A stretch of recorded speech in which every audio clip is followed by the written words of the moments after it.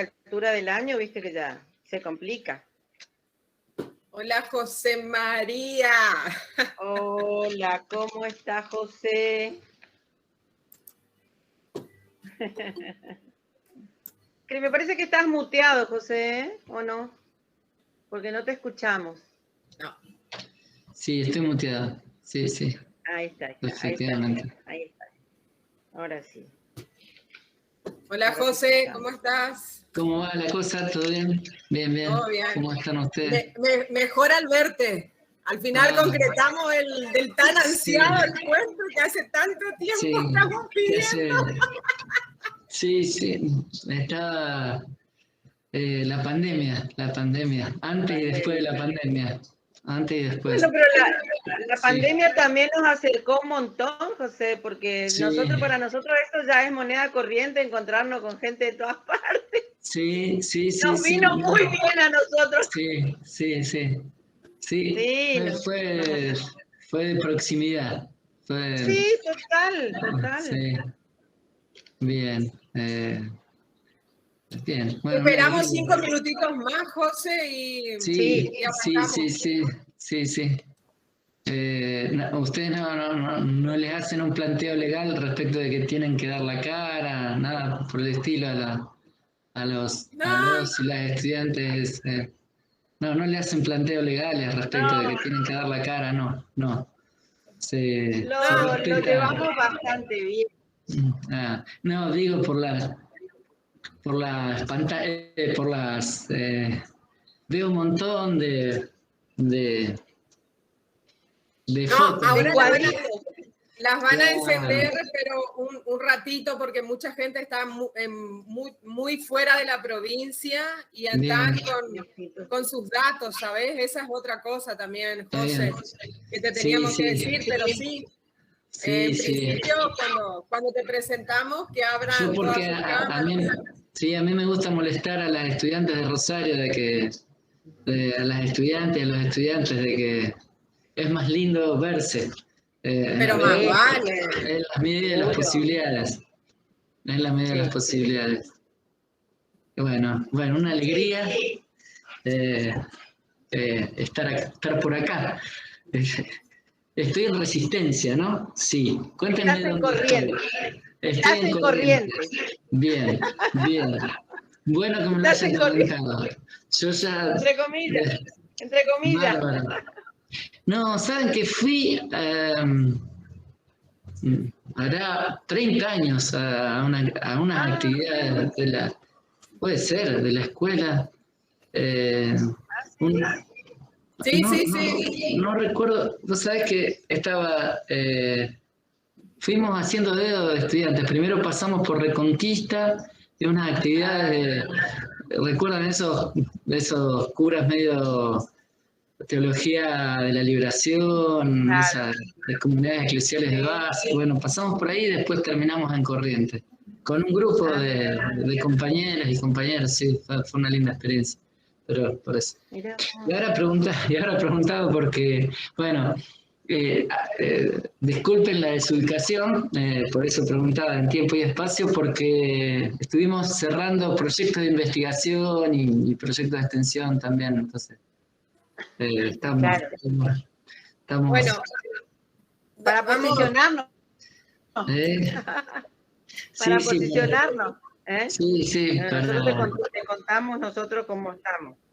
Bien, bueno, vamos a dar inicio, José, al tema de la reunión, porque... Cuando ustedes quieran. Yo ya estoy en condiciones, con el mate listo, así que... Dale. Bueno, como era tan ansiada la visita de José en nuestras localidades, Chaco y Corrientes, lo presentamos, José María Alberdi. Queríamos contarle que tengo mucho retorno. ¿No? Está bien.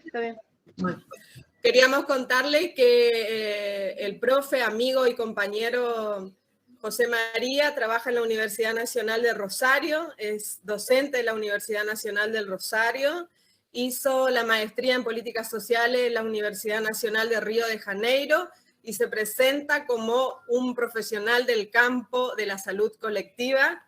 Esa es la presentación que tenemos para él.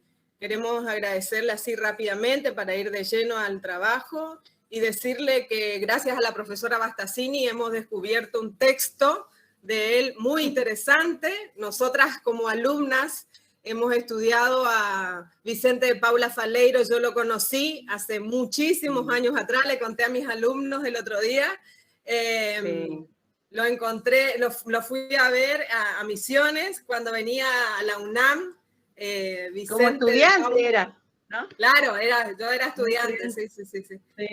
Lo fui a ver con 2 profes, nunca me voy a olvidar de ese momento hermosísimo. Sí. Y a nosotros nos marcó mucho Vicente de Paula Faleiro, por eso cuando María recupera el texto, la verdad es que lo ponemos como material obligatorio de la cátedra, y nos gustó mucho a nosotros particularmente, y creo que a los alumnos también les gustó. Y aparte leyeron el capítulo 1, 2, 3 y 4 de su librito viejo. y bueno, y algunas otras cositas más. Te damos la bienvenida desde el Instituto Superior de Servicio Social Remedios de Escalada San Martín, con la profesora María del Carmen Bastazzini, que tiene una división en la mañana, y yo tengo 2 divisiones, la siesta y la tarde. Nuestra materia se llama Trabajo Social e Instituciones. Bienvenido, José. Bueno, te escuchamos, José. Sos bienvenido a nuestra cátedra. Sos bienvenido a nuestra cátedra, y decirte también que fue todo un hallazgo este texto, que en realidad nosotros hace rato teníamos el texto de Faleiro en la materia, y decíamos, nos preguntábamos todo el tiempo, y como que trajo un poco de aire fresco lo que vos nos aportás, porque veíamos esto de pensarlo como un clásico en materia de instituciones, ¿no? Pensando también que no tenemos textos así específicos que se hable de instituciones, y pensarlo como un clásico. Yo les explicaba a mis alumnos eso, ¿viste? Que lo pensemos como un clásico, que a los clásicos no se los abandona, porque generalmente nosotros insistimos mucho con la bibliografía actualizada, que se manejen con los referentes actuales, con los que están dando debate en este momento, pero que acá estamos frente a un clásico, así que te damos la palabra, sentite libre, y nosotros te vamos a escuchar, y después seguramente vamos a hacer un poco de interacción. Las estudiantes habían pensado algunas preguntitas de acuerdo al texto que querían hacerte, y bueno, en eso estamos. Distendido.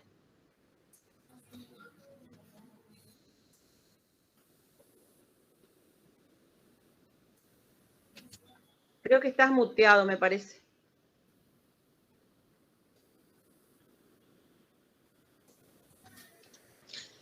Sí, ahora sí. Sí. Ahí sí. Bien, sí, justamente como comentaban Liz y como comentaban María del Carmen, Faleiro también es parte de nuestras primeras biografías profesionales, generacionales. O sea, nosotros muy probablemente, justamente, la idea del texto fue jugar con la idea de reseña tardía. O sea, una reseña se hace habitualmente de un libro recientemente publicado. En realidad fue un juego, fue un ejercicio intergeneracional. Era tiempos donde en la Universidad Nacional de Rosario, en la carrera de Trabajo Social, estábamos debatiendo sobre el plan de estudios. También aparece un acontecimiento en donde un analizador, como diríamos en el campo del análisis institucional, respecto de una situación muy asertiva de una docente que ella refería, hay que volver a Faleiro, pero justamente esta vuelta, ¿cómo? Y la apuesta de esta reseña era forzar, traducir, jugar a hacer una lectura más contemporánea de Faleiro, distinta, pero que también jugara con cierta línea de tiempo de la propia biografía de Faleiros. Bueno, como tienen alumnos y alumnas muy disciplinadas y han hecho lecturas del texto, lectura de los capítulos de Faleiros, podrán comprobar que hay un ejercicio de traducción que es bastante artesanal, un ejercicio de traducción en el sentido de que también el sentido del trabajo es historizar, el sentido del trabajo es no simplificar la reconceptualización, el sentido del trabajo es dialogar con estos clásicos que generaron una serie de rupturas con el conservadurismo profesional, con ciertas marcas o ciertas pautas. Podríamos decir que esta serie de textos de la editorial ECRO, de la editorial Humanitas,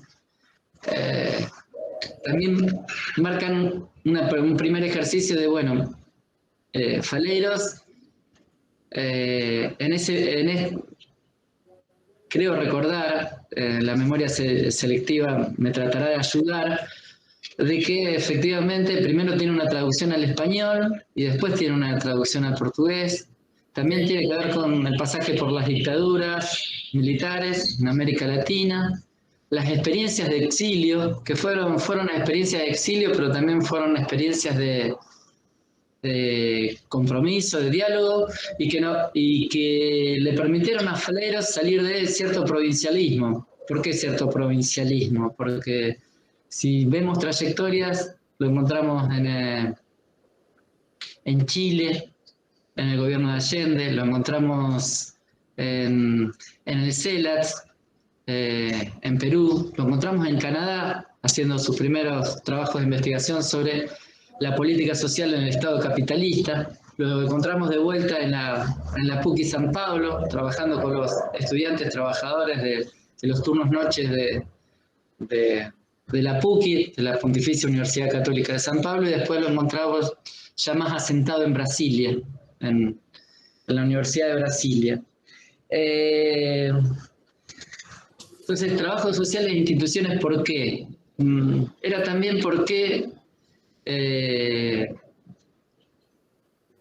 lo dice de forma más literaria Italo Calvino, lo dice de manera mucho mejor, esto de qué nos sucedió con un clásico, qué nos sucedió con un libro que nos generó contribuciones en la juventud, y que después de leerlo más de veterano, voy a usar esa palabra, de veteranos, de guerra, de campo, profesional, vuelve a generar subsidios, vuelve a tener pliegue, vuelve a encontrarse líneas de fuga, aún en textos que la semántica discursiva nos parecen anacrónicas. O sea, la semántica discursiva en este diálogo cotidiano que establecemos no es exactamente las que acostumbramos. Ahora podríamos jugar con un punto que dicen Liz y María del Carmen. Podríamos decir que fue esta serie de el CELAT, me estoy refiriendo al Centro de Estudios Latinoamericanos de Trabajo Social en Perú, el liderazgo de Margarita Rosas, el liderazgo de toda una serie de colegas latinoamericanas. Me estoy refiriendo a la reconceptualización y me estoy refiriendo a esas primeras rupturas.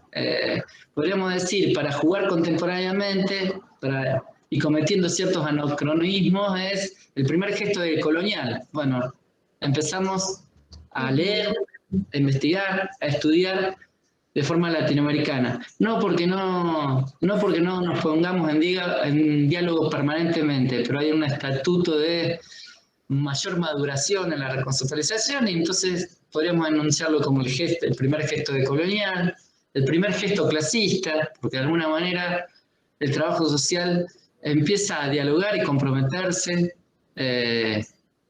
poniendo entre paréntesis la neutralidad valorativa, pero una neutralidad más universalista, o sea, poniendo sus puntos de vista desde el punto de vista de los trabajadores.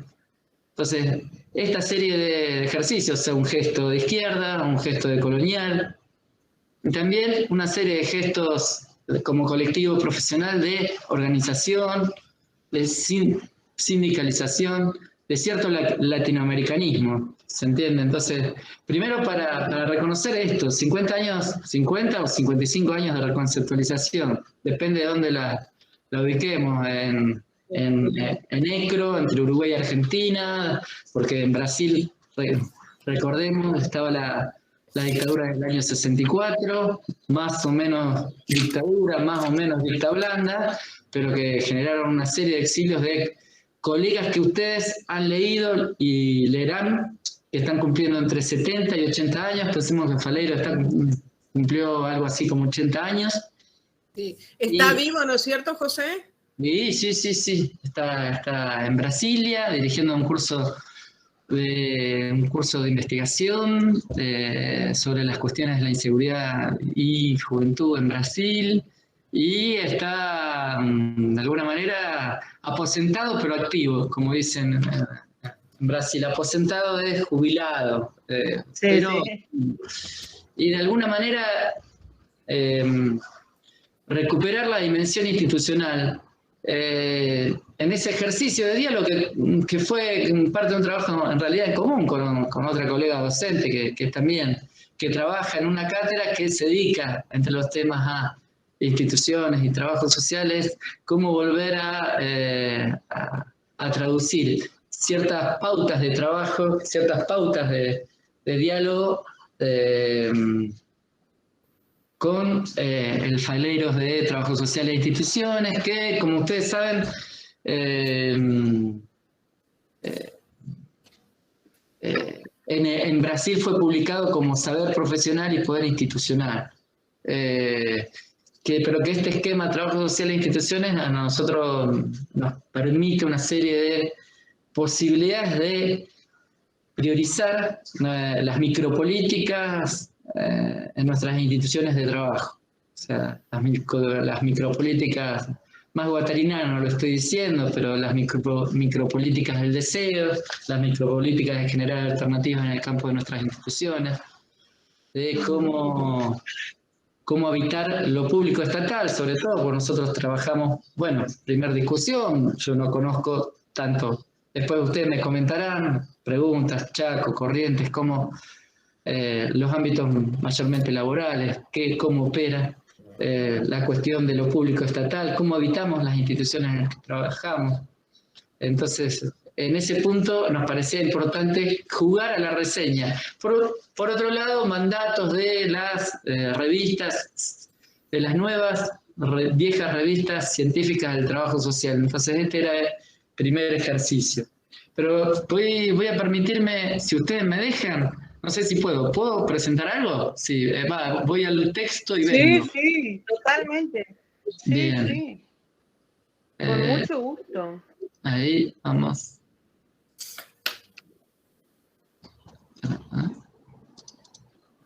No. A ver, no sé si... ¿No te deja? Ahora, a ver ahí, ¿me deja? ¿No me deja? Sí, dale tiempo, ahí está cargando. Ahí está cargando, ya te cargó. Bueno, ahí vamos a hacer un juego más literario, que vamos a leer a Calvino. Ítalo Calvino, que les recomiendo para el verano cercano, un libro que es Las ciudades invisibles, un hermoso libro de Calvino. Cuando quieran leer literatura y no cosas de trabajo social, les recomiendo Ítalo Calvino. Las ciudades invisibles es una hermosa lectura de juventud, pueden ser poco provechosas, por impaciencia, distracción, inexperiencia en cuanto a las instrucciones de uso, inexperiencia de la vida. Pueden ser, tal vez al mismo tiempo, formativas, en el sentido que dan forma a la experiencia futura, proporcionando modelos, contenidos, términos de comparación, esquemas de clasificación, escala de valores, paradigmas estéticos, cosas todas ellas que siguen actuando, aunque del libro leído en la juventud poco o nada se recuerde. Al releerlo, en la edad madura, sucede que vuelven a encontrarse esas constantes que ahora forman parte de nuestros mecanismos internos y cuyo origen habíamos olvidado. Hay en la obra una fuerza especial que consigue hacerse olvidar como tal para que deje su cimiento. Esto es... Y ahí hago el salto para cerrar este capítulo de Calvino. Por eso, en esto del diálogo intergeneracional, que también lo proponemos a los estudiantes y a las estudiantes, por eso, en la vida adulta debería haber un tiempo dedicado a repetir las lecturas más importantes de la juventud. Si los libros siguen siendo los mismos, aunque ellos también cambian a la luz de una perspectiva histórica que se ha transformado, sin duda nosotros hemos cambiado y el encuentro es un acontecimiento totalmente nuevo. Bien, esto era solamente para jugar a... Esperen que vuelvo. A ver. Esperen que vuelva al mí. Era para jugar con ¿por qué leer un clásico? ¿Qué nos sucede? Que una lectura de la juventud, una lectura más veteranos, más veteranas, pero sí ciertas intuiciones, esa lectura apurada, esa lectura todoterreno, esa lectura urgenciada por la práctica de la juventud puede volver de alguna manera a brindarnos nuevas herramientas, a sostenernos en algunas certidumbres frente a tantas inseguridades. Entonces, en este punto era lo lindo de jugar a hacer esta reseña. Bien, bueno, voy a jugar a algunas cosas he comentado. Tiempos de la Primavera Democrática también, tiempos del CELAT. ¿Cuándo fue? ¿Cómo se recepcionó este libro? O sea, éramos las primeras generaciones de trabajadoras y trabajadores sociales post-dictadura, con bastantes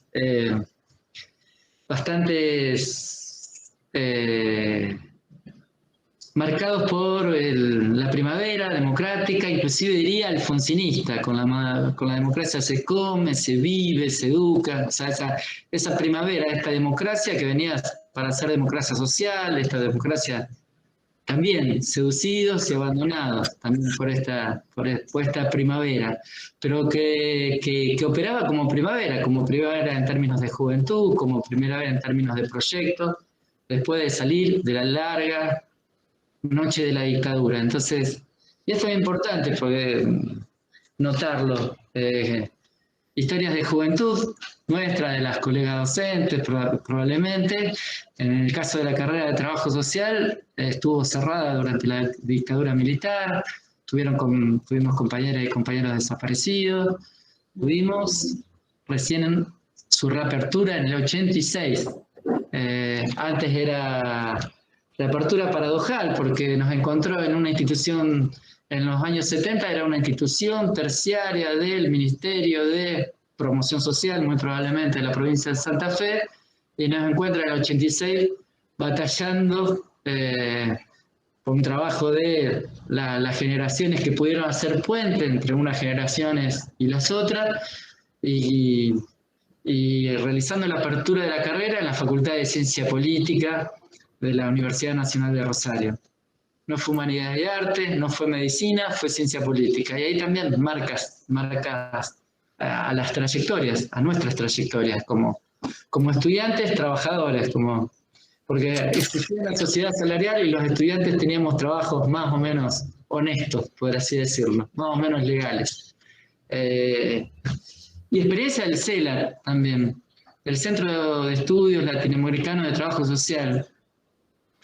Tengamos en cuenta que trabajo social en instituciones no fue pensado como libro, fue inclusive distintas, por eso esa cosa entre fragmentada, entre que no hace ruido, entre que genera hipótesis muy interesantes y después cierto pluralismo de lecturas, de recortes, pero bueno, siempre en el sentido de pluralismo combativo, no desde una ortodoxia, no desde un saber cerrado, no de cierto absolutismo, sino de lecturas que permitieran una apertura a repensar lo institucional post-dictadura, pensemos, a repensar las instituciones en democracia, pero con estados que muy de a poco fueron y hasta qué punto fueron dejando de ser estos estados burocráticos autoritarios, este terrorismo, bueno, cómo repensar las instituciones. Después el pasaje de los 60, de los 70, también cuando el cambio estaba inscripto en la historia, la condición juvenil, la lucha por los derechos civiles, sociales, el Mayo francés, también la movida de todos los estudiantes latinoamericanos de las universidades. Propiamente dicho, la reconceptualización se puede entender como un gran proyecto de extensión universitaria latinoamericana. O sea, ¿cómo podemos pensar el movimiento de la reconceptualización también desde ese lugar? Un momento en donde se tejieron redes, en donde la Revolución Cubana, donde las experiencias,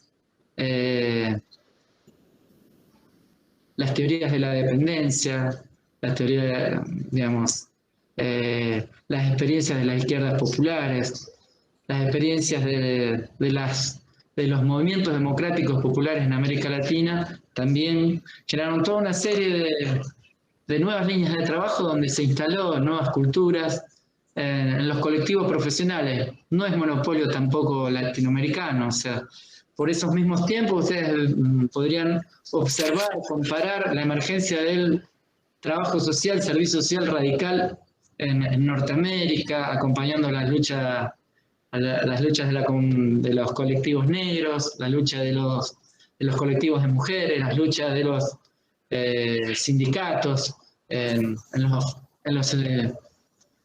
los míticos años 60. Estoy yendo y viniendo. ¿Por qué estoy haciendo esto? Bueno, porque para jugar un poco con esos tiempos y para pensarnos en otros tiempos, no distintos, que ahora después sobre el final vamos a trabajar. Pero entonces, por un lado,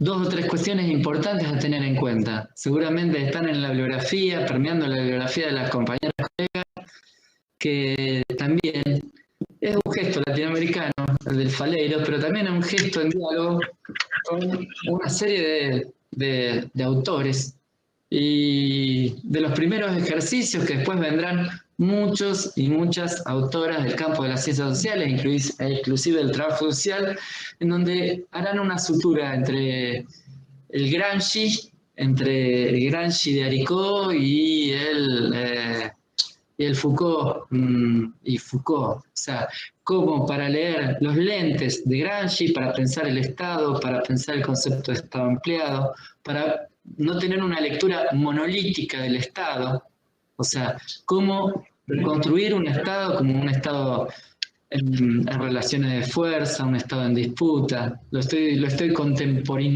contemporaneizando al discurso, pero que justamente se corría esa lectura más de aparatos ideológicos del Estado, más cerradamente en las transmisiones althuserianas, para ser justos con Althusser, porque Althusser no planteaba exactamente esta lectura del Estado, pero sí una concepción del Estado ampliado en donde el Estado tiene un papel para jugar fundamental para con los sectores populares, para las clases trabajadoras, aún en medio del capitalismo. O sea, si podemos simplificar al Estado como representante general de la clase burguesía o de la clase burguesa, no necesariamente tenemos que pensar que también es un espacio y es fundamental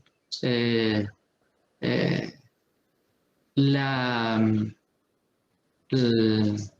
reconstrucción pública de lo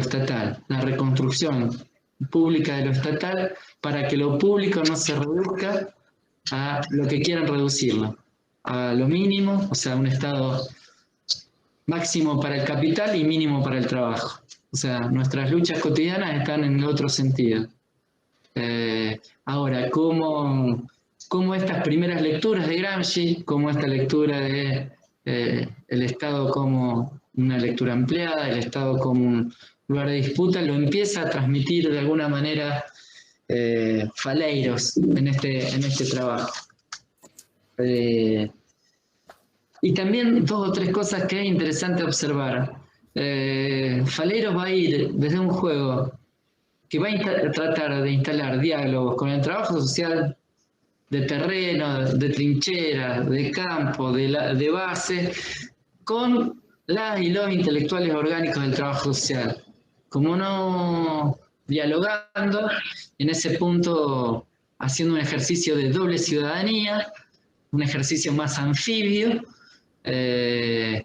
jugando a que el discurso no quede encerrado en lo universitario, sino que se generen permanentemente diálogos con las compañeras, colegas y colegas que están trabajando, defendiendo el oficio en las trincheras, pero también otro ejercicio interesante que promovía Faleiro, transformando los problemas de la práctica en problemas teóricos. No es bajando líneas políticamente correctas para chocarnos contra las instituciones, sino cómo generar estrategias, cómo generar mecanismos de defensa para ciertas formas de trabajo que generen respeto, que generen la participación, que generen un concepto fuerte en este trabajo que es la reapropiación popular de lo público estatal. Harto difícil. ¿Cómo transformar la salud pública en salud popular? ¿Cómo transformar la educación pública en educación popular? ¿Cómo transformar la vivienda social en vivienda popular? O sea, desafíos que no son parte del pasado, por eso. O sea, esta traducción, este ejercicio de traer a Faleiros con otra semántica discursiva.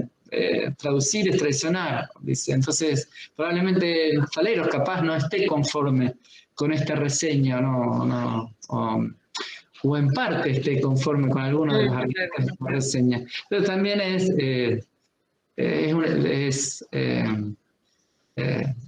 así como se lee a Foucault, así como se lee a Castel, así como se lee, bueno, son lecturas que compartimos, reinventamos, redefinimos con cierta fidelidad, como siempre, o con cierta, como yo siempre le decía a mis compañeras antes de juntarse con sus parejas para construir algo así como como familias, ¿no? Se dice así. Yo le decía a mis compañeras, lo importante no es la fidelidad, sino la lealtad. Pues ya estaba en el poliamor, pero no, eso es otra cosa. Pueden ver revista anfibia, esas son otras cosas. Pero sí cierta lealtad al autor en el sentido de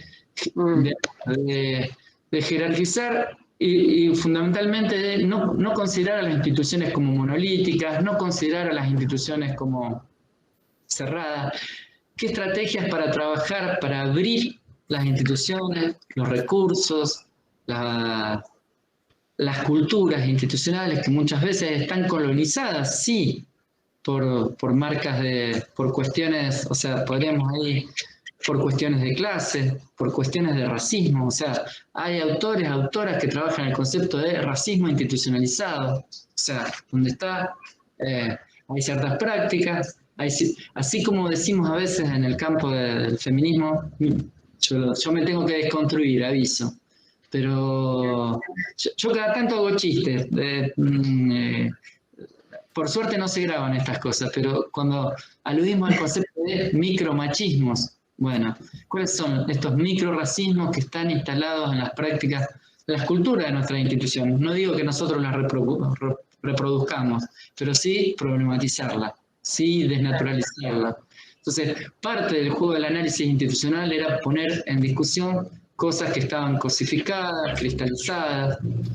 Y en este punto es esta paradoja permanente, esta tensión entre teoría y práctica que establece Faleiro como modo de lectura, como modo de diálogo con las colegas, con los trabajadores sociales, pero también con esta ficción, intelectuales orgánicos, intelectuales, compañeros orgánicos, es docentes, investigadores del trabajo social que producen, investigan, van en línea, pero que también tienen que tener un profundo diálogo con las contradicciones propias de la vida cotidiana institucional donde trabajamos. O sea, este es el punto no es, fíjense que hasta una cuestión, y lo digo acá como problematizando, uno puede moralizar.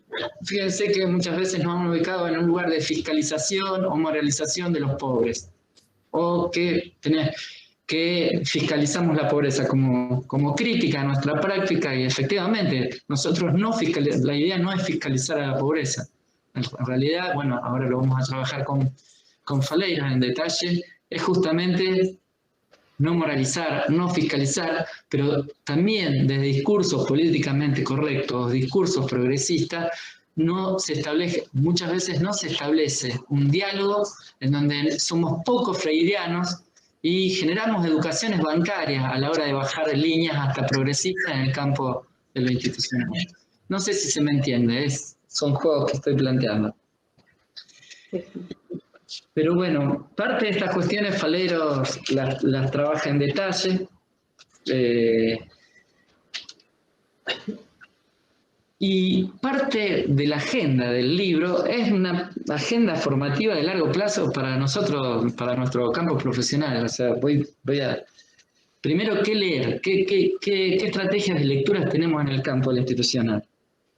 La dinámica de las instituciones en relación a las políticas sociales, o sea, cómo opera nuestra institución en el campo de las políticas sociales, el mandato institucional, qué proyecto institucional, qué legalidades tiene, qué cultura institucional, pero que es fundamental tener en cuenta la dinámica de la institución en relación a las políticas sociales y sobre todo a que necesitamos ciertas certidumbres respecto de qué proyectos institucionales y qué calidad de servicio público podemos desarrollar en las instituciones en las que trabajamos, pero eso es importante.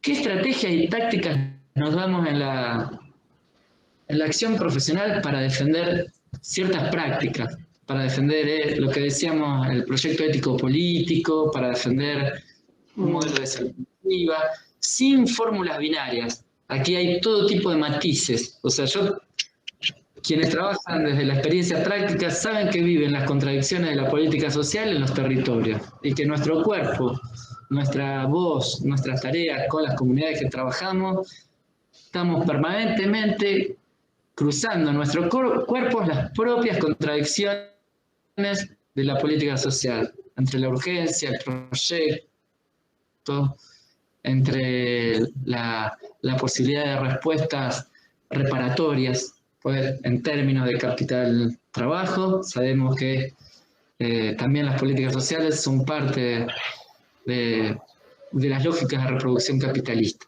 Ahora, dentro de estos espacios de contradicciones, ¿cómo operamos para que también otra de las cuestiones, encerrarnos en un profesionalismo? Decir, este es mi espacio profesional, esto es lo que me corresponde. Ahora, lo que me corresponde no es lenguaje burocrático. ¿Por qué no abrimos el juego? ¿Por qué no decimos sí condicionales en el campo de la institución? Sí. ¿Por qué no pensamos las instituciones? Porque si no estamos conformes con nuestro trabajo y no entendemos cuál es el papel de la institución, cuáles son las tareas de la institución, las responsabilidades de esa institución, etc. Si no leemos globalmente la institución, si no leemos localmente la institución, no podemos entender. Si nos refugiamos en un espacio profesional, puede ser paradojalmente más que profesionalista encerrarnos en la interdisciplina auxiliar. También otra de las cuestiones, yo voy a hacer ruido, ir, venir, traducir, jugar con lo contemporáneo, pero también otra de las cuestiones o contribuciones o apoyos seminales que tuvo estos textos de Faleiro, esta transmisión de Faleiro fue, digamos, cómo operaban las cuestiones de saber y poder en el campo institucional. O sea, las relaciones establecidas de saber y poder. Ahora, fíjense la paradoja. Relaciones de saber-poder que muchas veces, ¿por qué? Muchas veces criticábamos al cientificismo de ciertas prácticas, a la medicalización de los problemas sociales, no sé, metáforas que utilizábamos habitualmente. Ahora tenemos desafíos. La propia pandemia nos ha demostrado que lo fundamental es cómo construir legitimidad a los científicos. O sea, ¿por qué voy a decir esto? Porque nos encontramos frente a anticuarentenas, antivacunas. O sea, hay una etapa de irracionalismo oscurantista, medieval, de irracionalismo posmoderno. O sea, en realidad, hoy es instituyente defender la ciencia, defender la democratización de las vacunas, defender que haya, como es, defender que se liberen las patentes. El juego con la pandemia, pero para que se entienda que en los juegos institucionales permanentemente estamos, o sea, conceptos como, fíjense, por eso es importante leer críticamente los conceptos, hacer un duro trabajo de conceptos, conceptos que antes podían pasar por nuestros en una semántica discursiva. Emprendedurismo, autonomía, empowerment, el propio Faleiro, o sea, empoderamiento, o sea, activismo, defensa, abogacía, o sea, aumento de la autonomía contractual de los sectores con los que trabajamos, aumento del reconocimiento y la redistribución con los sectores que trabajamos, y hoy paradojalmente esas herramientas, esas metáforas están más del lado de ser funcionales al sentido común neoliberal de que con un emprendimiento probablemente se solucione la vida, etcétera, etcétera. O sea, estoy diciendo barbaridades, pero para que de alguna manera se ponga en discusión algunas de las cuestiones, así las ponía Faleiro, de alguna manera para ser justos en ciertos momentos, con su crítica al funcionalismo, con su crítica al desarrollo de la comunidad, y bueno, ¿cuánto tenemos que poner entre paréntesis algunos conceptos que se bajan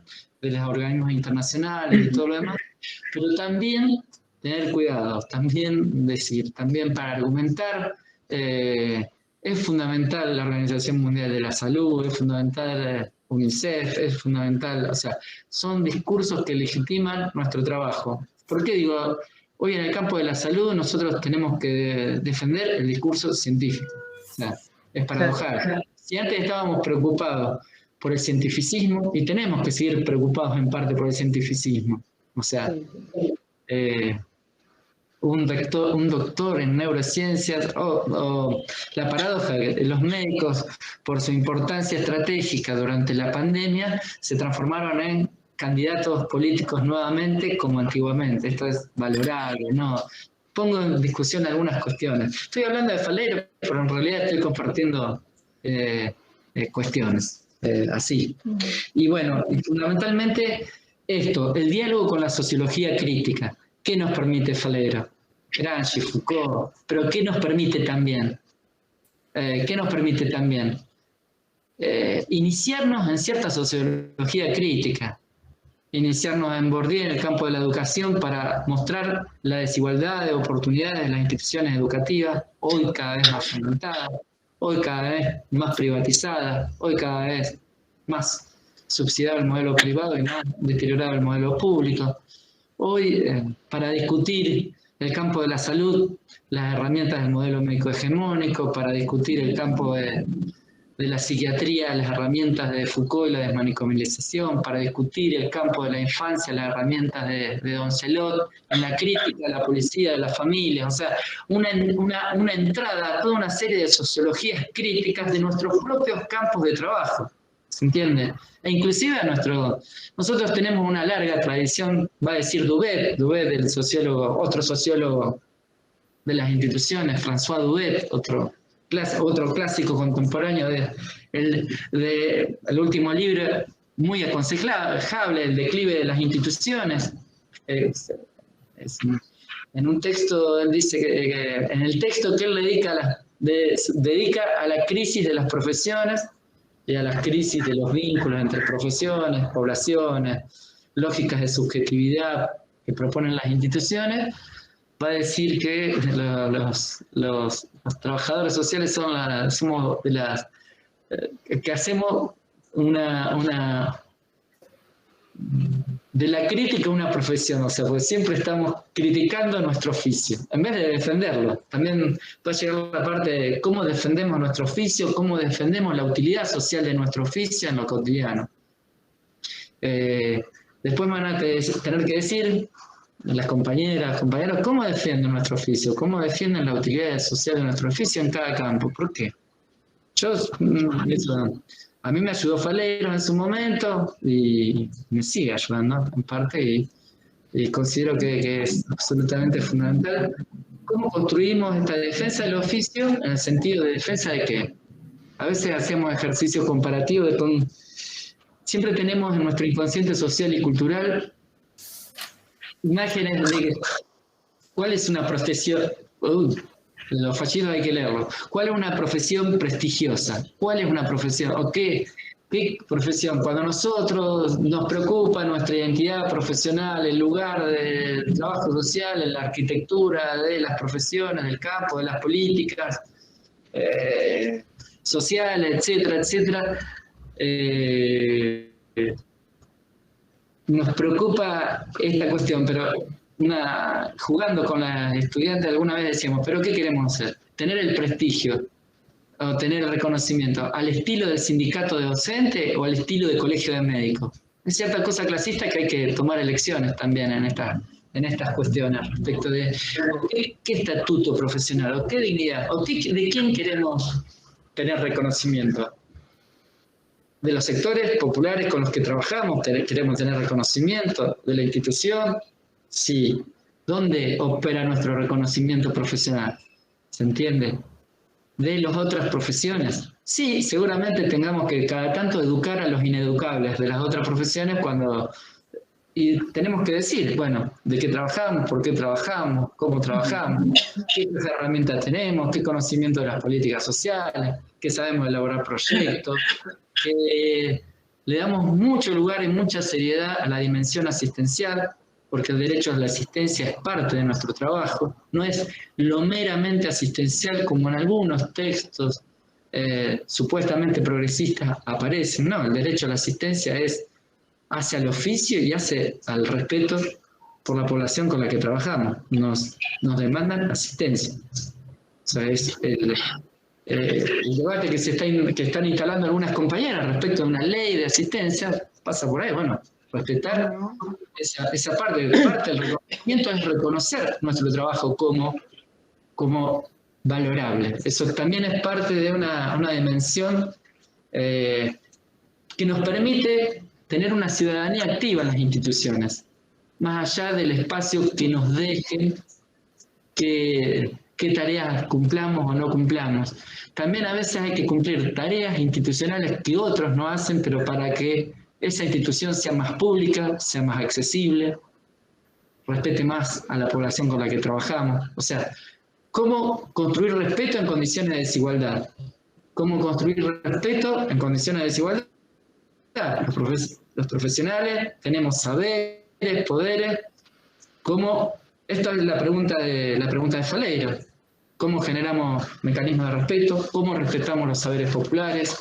¿Cómo respetamos los tiempos del otro? ¿Y cómo operamos en el sentido de reducir daños que están muy presentes en las culturas de las clases medias y por lo tanto en la cultura de las trabajadoras y trabajadores de las políticas sociales? No estoy diciendo que las clases medias sean monolíticas, nosotros somos clases medias también, pero que están encerradas en discursos de discriminación social y política. O sea, una de las cosas que va a decir Faleiro en algunas de sus obras, bueno, si es una persona con discapacidad, por lo menos está el discurso humanitarista. Si es un válido para trabajar, pero que no tiene trabajo, empiezan las lógicas del desprecio, planero, etcétera, etcétera. Cualquier cosa, vamos a la discusión, cualquier cosa, esto sucede en Rosario. Yo me encuentro con población del Chaco y Corrientes, pero no con usted habitualmente. Pero sí, que también me interesaría que charlemos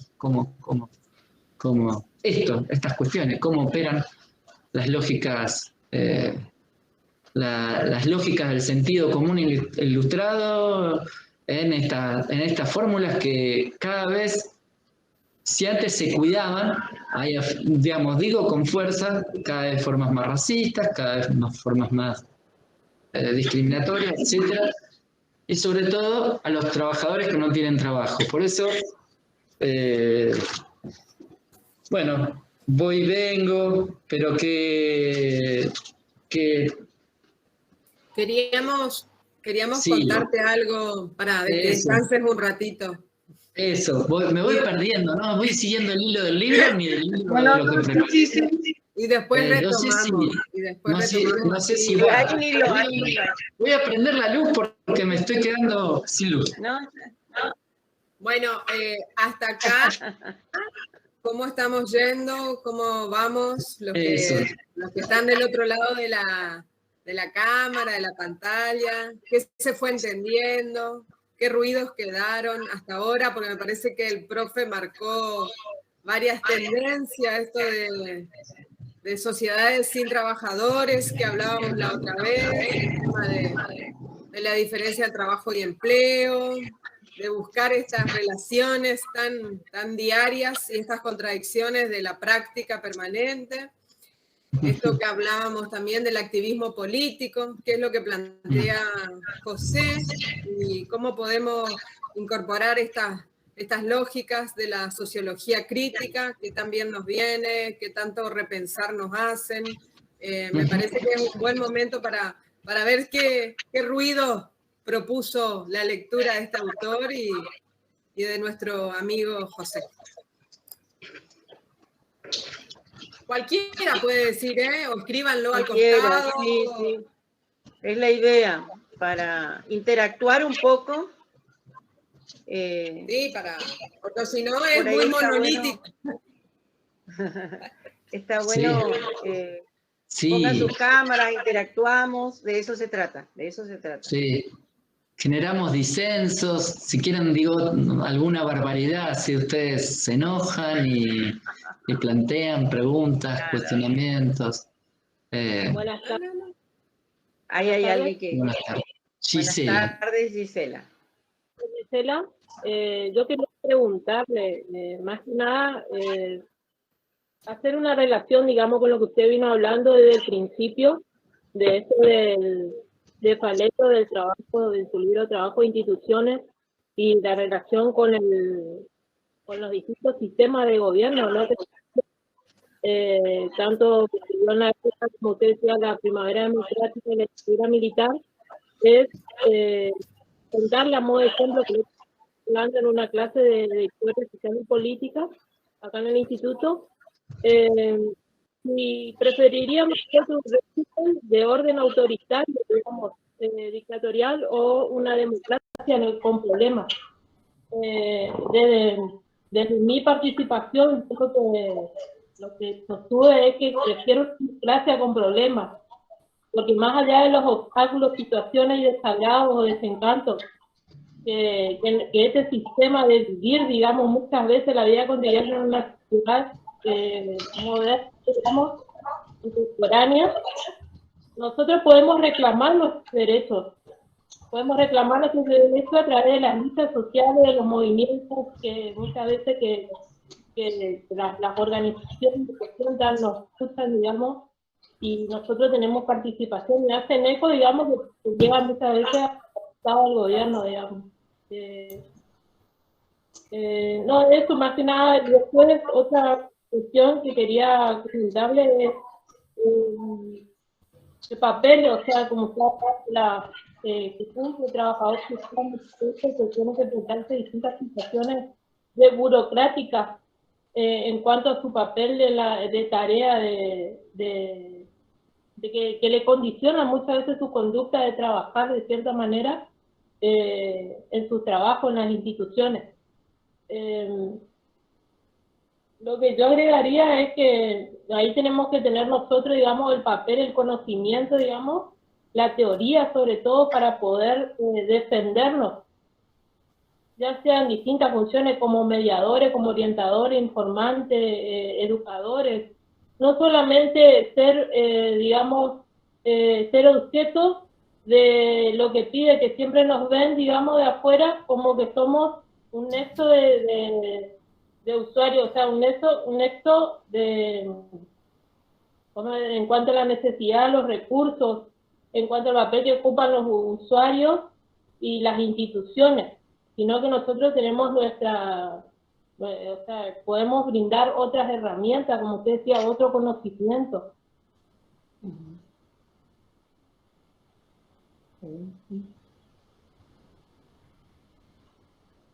Está apagada el micrófono.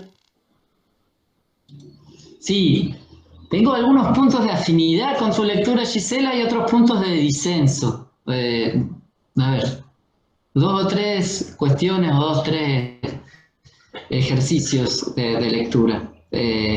Con respecto a eso, primero también, nuestra legitimidad política en un ámbito institucional, en un ámbito barrial, es en base a 3 tipos de competencia: capacidad técnica, capacidad de lectura de las ciencias sociales y capacidad política. Ahora,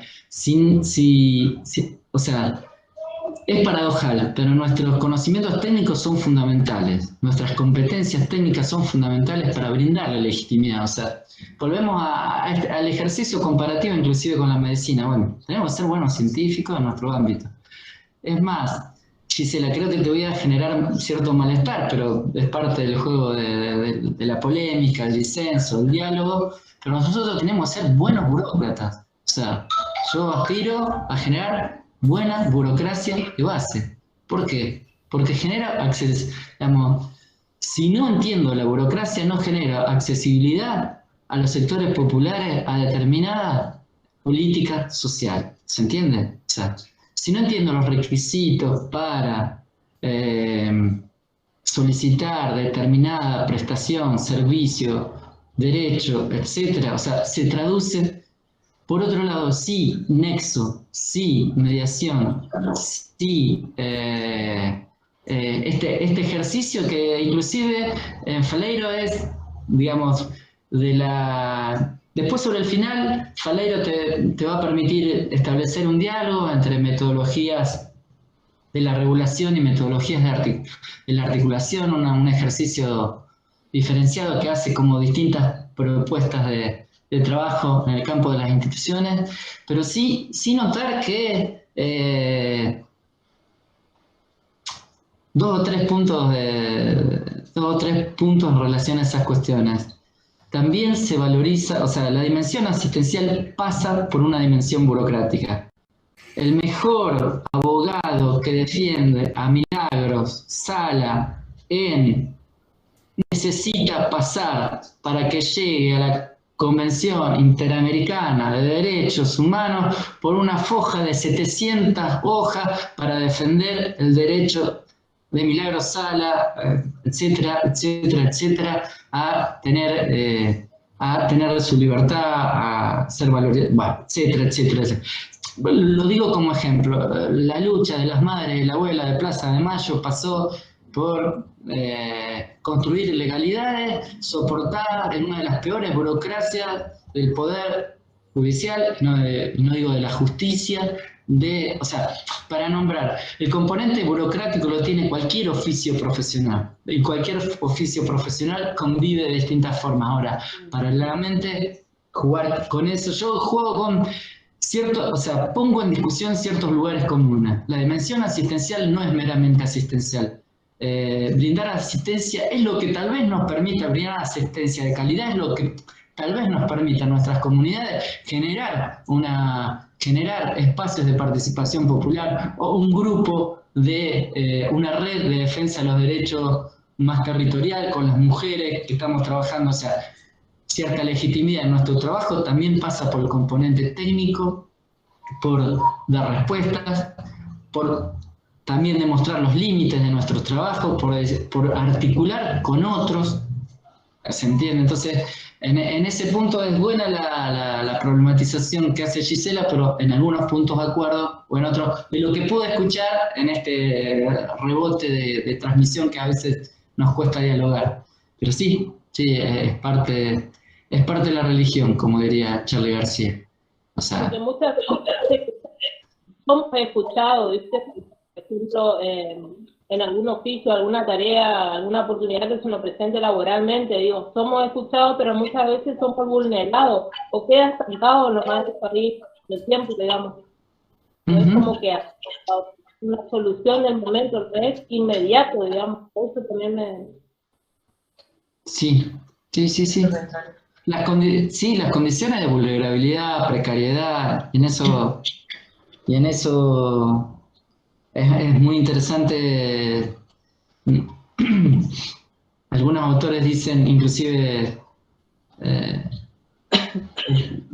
hablamos de condiciones de vulnerabilidad, no que el otro es vulnerable, aunque desde otros lugares del campo feminista nombran sobre todo, Judith Butler nombra sobre todo el tema de la precariedad de nuestras condiciones así existenciales, nuestras condiciones existenciales, o sea, cómo nosotros convivimos con la dimensión cultural e institucional, cómo nosotros vivimos cuando se nos queman los papeles, cuando se nos juegan cuestiones de nuestro inconsciente, de nuestros traumas personales, en las vidas cotidianas de los otros, porque nosotros asistimos a novelas familiares, a finales no hollywoodenses. Bueno, no hay finales hollywoodenses para el trabajo social, o sea, eso también es importante tener en cuenta. Trabajamos con historias bravas, historias difíciles, historias que no podemos simplificar en fórmulas binarias, ¿entiendes? Eso también es importante de trabajar. Ahora, efectivamente, sí,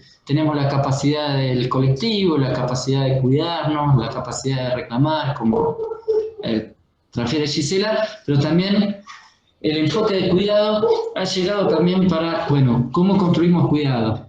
En ese sentido, o sea, cómo cuidamos al trabajador, cómo defendemos nuestras condiciones de trabajo para que se traduzcan en buenas condiciones de asistencia, o sea, porque si no tenemos buenas condiciones de trabajo, es muy difícil generar buenas condiciones de asistencia. Ahora, buenas condiciones de trabajo es una categoría necesaria, no suficiente para condiciones de asistencia, ¿se entiende? Instituciones como el Poder Judicial, con salarios, condiciones, etcétera, a veces son las que generan más racismo institucionalizado a ciertos sectores de la población por los que trabajamos. Lo digo así, lo digo de forma fuerte para generar la discusión. O sea, condición necesaria, pero no suficiente, diría Faleiro, o los usos de Faleiro que estamos jugando en esta traducción. Me encantaría que también hagan preguntas vía el chat, me encantaría que pregunten, que yo suelo ser muy divagante, entonces voy por temas, simplifico cosas, tiro problemas, pero en realidad pregunten sobre cuestiones que no quedaron claras, que deben ser bastantes. A veces las dejo abiertas justamente porque, como todo conocimiento, es provisional. Y, sí. Mercedes. ¿Sí? Sí.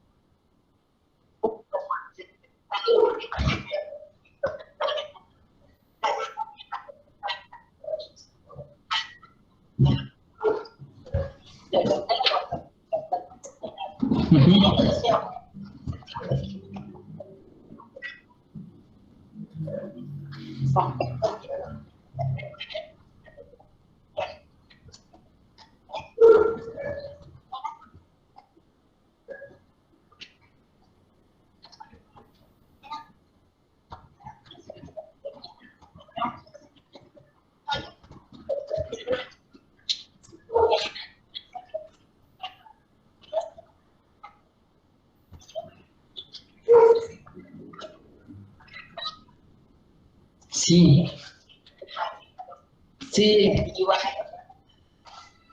Faleiro. Sí, Faleiro en un momento, fíjense de la lectura, de la relectura que hago yo, es muy claro. Cómo no salir escaldado de las instituciones, cómo defender una propuesta de trabajo sin que nos echen, cómo defender cierto acceso. Sí, eso está en la encerrona, en los desafíos. Yo uso un concepto, a veces nos llenamos de protocolos y un concepto que a veces es necesario, más en pandemia, lo hemos vivenciado, protocolo aquí, protocolo allá, etcétera, fundamentales para no...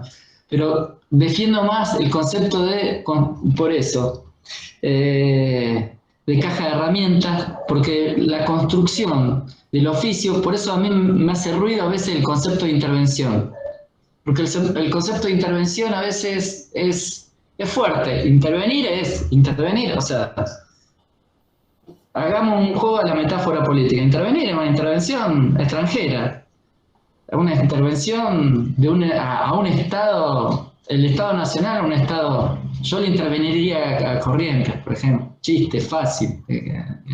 Estuvo varias veces intervenida, José. Varias veces intervenida en la historia real. O sea, esto, basado en hechos reales, como decimos habitualmente para argumentar, basado en hechos reales.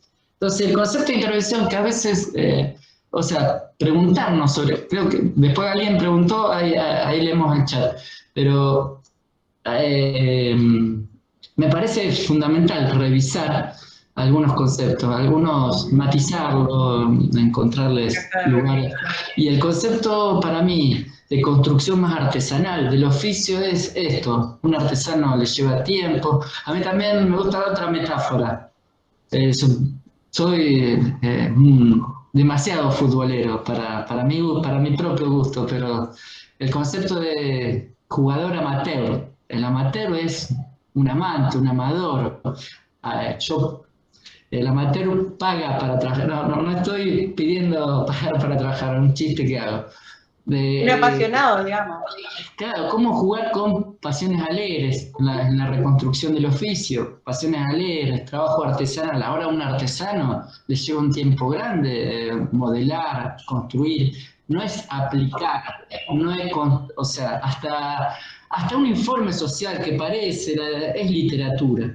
O sea, o para que nos aprueben, es literatura de la burocracia, jugando con lo que dice Gisela, es literatura de la burocracia cuando tenemos que construir. Una visita domiciliaria tiene componentes teatrales, una entrevista tiene prestar atención. Me he encontrado en entrevistas, por eso, denúncienme al colegio profesional, me he encontrado en entrevistas paralelamente usando el WhatsApp. O sea, fíjense las paradojas de dar respuestas, de no estar ni en un lugar ni en el otro. Entonces, ¿cómo operar con esto forzosamente digital? Lo digital también nos ha sumado en varios de los sentidos, pero también es muy paradojal. Entonces, la proximidad y la distancia, paradojalmente, nos ha asegurado en plena pandemia cierta proximidad en la distancia. Entonces, o sea, en la forma de trabajar, tuvieron que adaptarse a un sistema de las nuevas formulaciones de TIC, tuvieron que adaptarse a las nuevas formas de cómo poder intervenir con esas personas, ver si el tipo de copesador o facilitador le sirve al grupo que está tratando, y ver, en cuanto a lo que estuve escuchando de mis compañeras, en el tema de trabajar en una institución y ser limitado, o sea, que te limitan en las condiciones, en la forma de que un trabajador social trabaja, creo yo que hay que buscar herramientas o instrumentos en donde podemos unir esos dos aspectos para poder trabajar y seguir adaptándose tanto a la institución como al rol profesional. Sí, diríamos como Pichón Rivière. Pichón Rivière anduvo por ahí, anduvo por el Chaco, ¿no? Sí, anduvo. Sí, Pichón decía adaptación crítica, adaptación activa, que no es la misma que hace la crítica al funcionalismo falero y todo lo demás, pero sí, justamente por ahí sucede, porque nosotros, o sea, hay una cosa que dice también otra institución brasilera, que tendríamos que tener mucho más puentes de diálogo en este momento tan difícil para Brasil. pero sin mesianismo ni fatalismos. O sea, somos trabajadoras, trabajadores. Sin mesianismos, o sea, sin querer salvar a los otros, que inclusive con nuestro inconsciente social y cultural religioso, que, o por lo menos en nuestras generaciones estaba, después pasábamos por teología de la liberación, después nos pensábamos trabajadoras, trabajadores, pero una serie de pasajes, pero sí, esta cuestión no menor de cómo, sin mesianismo y sin fatalismo en el sentido de salir de la confusión. Cultura de la queja no es generar críticas alternativas ni producir cambios institucionales. Entonces, pero sin fatalismo, o sea, bueno, y en eso tenemos que operar, aunque tengamos que remar contra la corriente. O sea, sí, estamos en condiciones adversas. Su caja de herramientas, las ciencias sociales que le bajan a las compañeras, no es parte de la media del sentido común de los operadores del campo, de los medios de comunicación en Argentina, etcétera, etcétera. O sea, nosotros remamos con la corriente respecto de ciertas lecturas del campo de las ciencias sociales, de ciertos campos de la economía, ciertos campos de la elaboración de proyectos y programas sociales, o sea, de ciertas herramientas de lectura de los... O sea, toda esa lectura politicista que reduce la forma de participación de los sectores populares al clientelismo también porque también hay una forma de cejar. Nosotros no operamos, me pasa clientela, nosotros también tenemos prácticas clientelares, clientelismo afectivo. O sea, si vamos al concepto de clientelismo afectivo, nosotros también lo producimos. A veces atendemos sobre cierta población que otra. ¿Por qué? Y eso, si no lo supervisamos, si no lo retrabajamos, si no lo analizamos institucionalmente, sigue operando. O sea, y cada tanto opera. Entonces, José, sí. José, tengo acá una pregunta que Sí. plantean: ¿cómo podemos generar una ciudadanía activa dentro de una organización? Bueno, primero dos cuestiones. Organización, institución, ciudadanía activa. Miren, voy a tratar de hilar, yo trato de hilar cosas locas, pero para darle ejemplos tragicómicos también de mi experiencia, no solo mi experiencia docente, sino mi experiencia laboral, que es que quiero hilar y que algo dice Faleiro respecto de esto, de dar lugar a la creatividad popular. ¿Por qué lo digo en este sentido? Yo trabajo en el ámbito de un FONAVI, en un centro de atención primaria, se ubican un FONAVI, las torres, nosotros le decimos escaleras, capaz ya se dicen torres, bueno, el esquema de viviendas clásico, las cajas del FONAVI, ese proyecto de vivienda social tan clásicamente de los modelos más tradicionales, que no tenían en cuenta la ampliación de la familia, no tenían en cuenta tener espacios públicos, no tenían, bueno, toda esa serie de cuestiones que podríamos leer en detalle, pero fundamentalmente malas construcciones de las constructoras, los FONAVI en donde trabajamos con otros compañeros y compañeras, el campo de la salud, son del año 80, de los años 80, y se empezaron a caer las escaleras.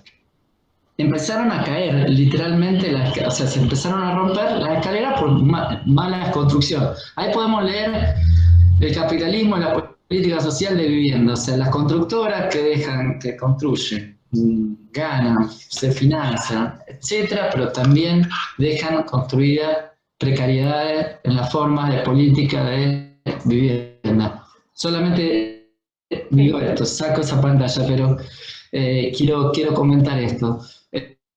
Uno de los espacios de convocatoria que se empiezan a reunir las vecinas y los vecinos, más jóvenes, menos jóvenes, los más veteranos, es el centro de salud, un espacio que abre. ¿Por qué abre el juego del centro de salud? Porque empiezan a llegar situaciones de pibas, pibitos, que se empiezan a caer de las escaleras, abuelos que no pueden bajar del tercer piso para abajo, etcétera, etcétera. Cuestiones muy cotidianas.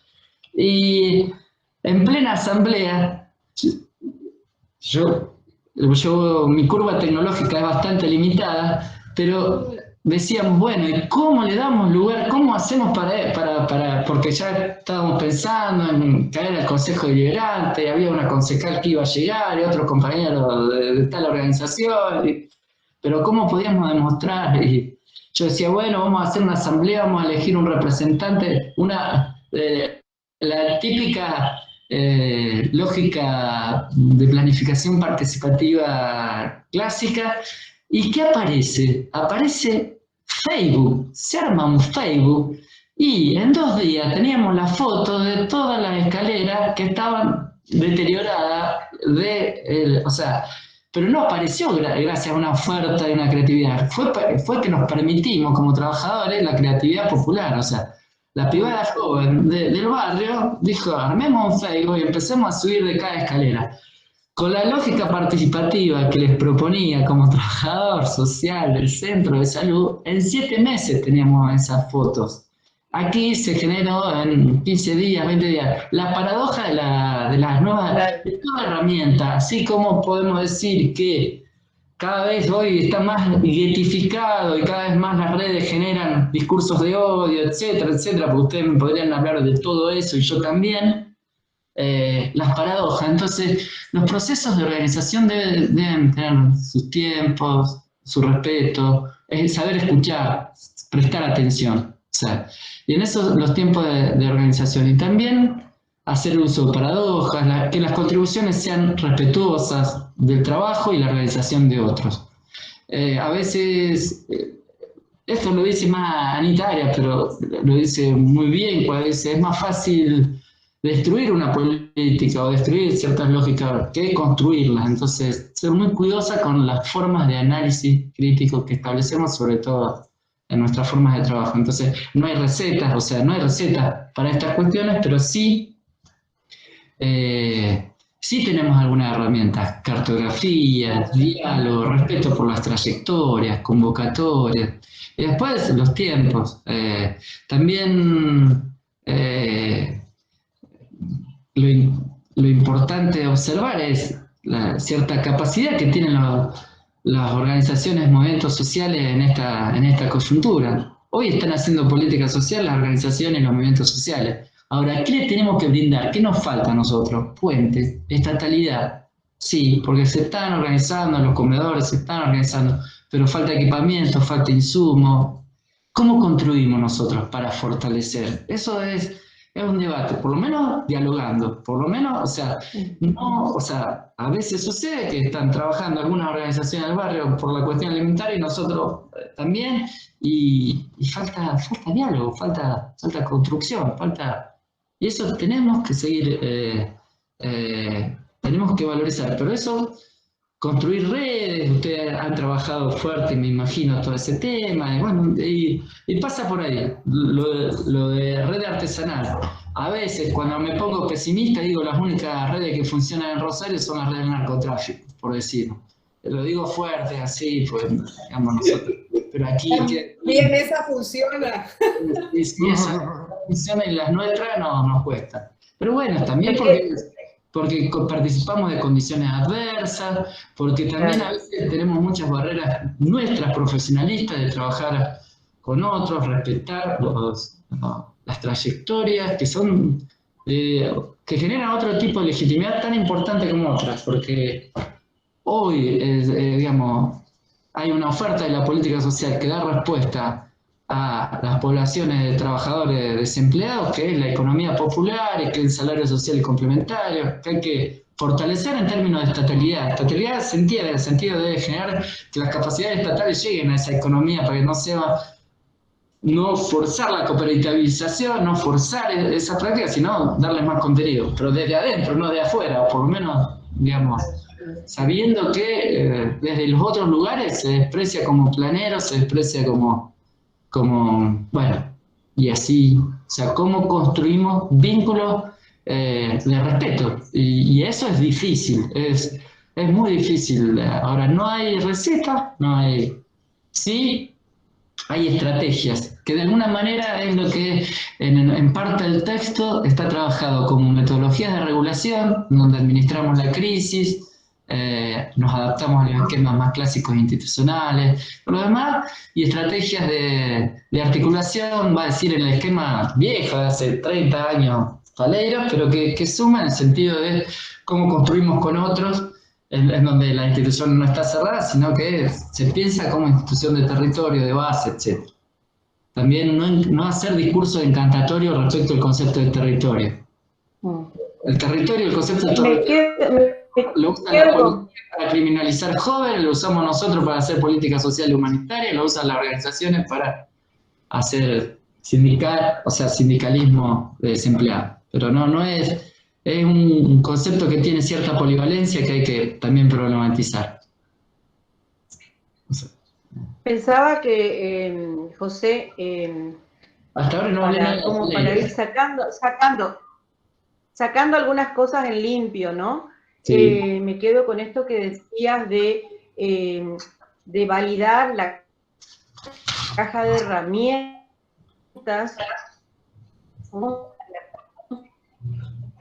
La capacidad creadora, las posibilidades colaborativas que tenemos con otros, y no necesariamente siempre con otros de nuestra profesión, sino también con otros de otras disciplinas, como para ir construyendo algunos, y esto que decía, salir de este lugar de la queja y empezar a pensar cuáles son las potencialidades que tenemos, cuáles nuestras condiciones de reconocimiento de las teorías que nos sustentan o con las que nosotros operamos.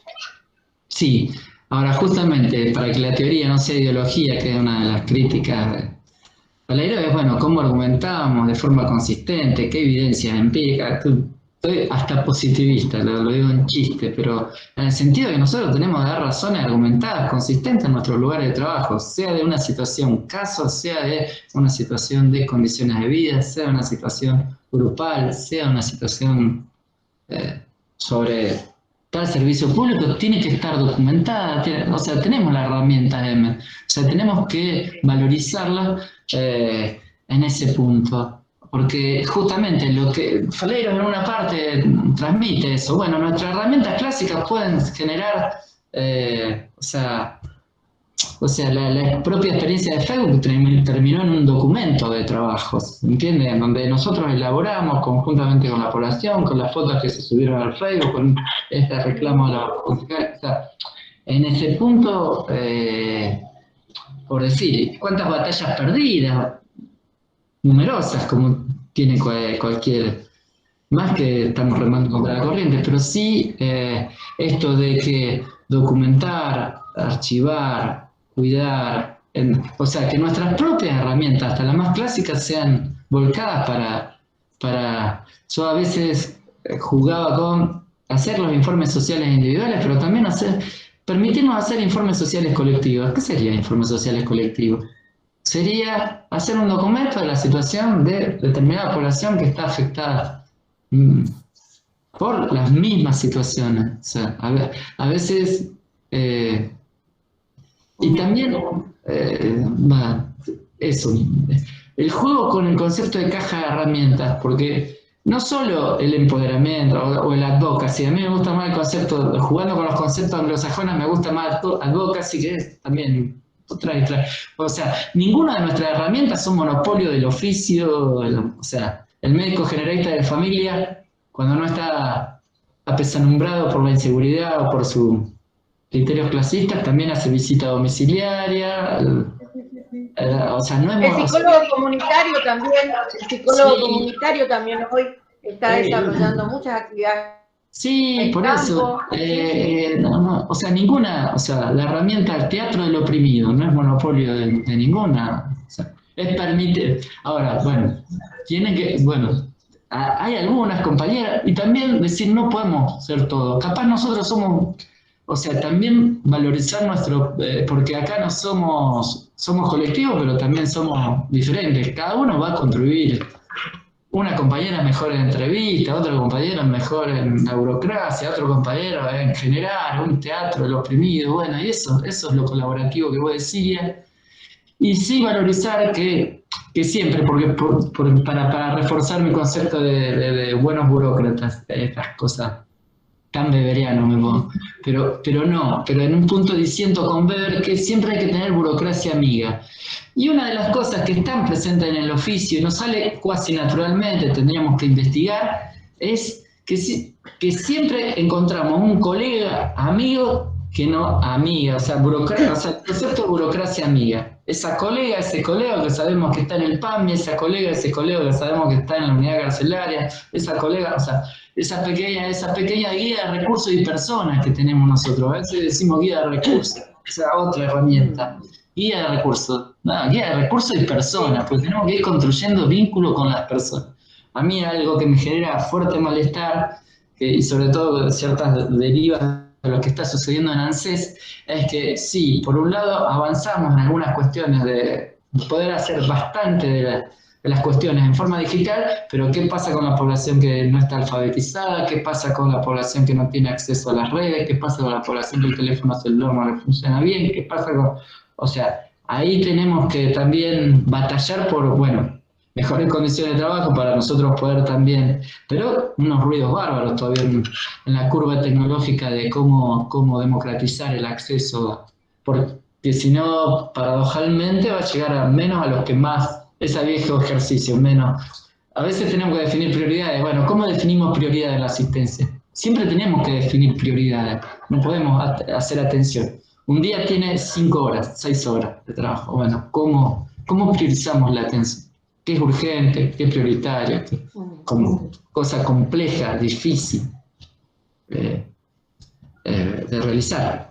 Pero esto, bueno, quería cerrar un poco la idea de burocracia amiga, esto, que sí lo tenemos, sí quiero otra puesta en valor del oficio, sí, que existe la población y que existen nosotros, inclusive, Liz, que existe, o sea, nosotros pedimos una capacitación al ANSES, el colectivo de trabajadores y trabajadores de la atención primaria, una capacitación al ANSES para que pudiéramos estar mejor, para por lo menos asesorar y orientar a la población con más cuidado, con más conocimiento técnico. Por eso yo vuelvo sobre la relación entre lo técnico y lo político, es como que fundamental también.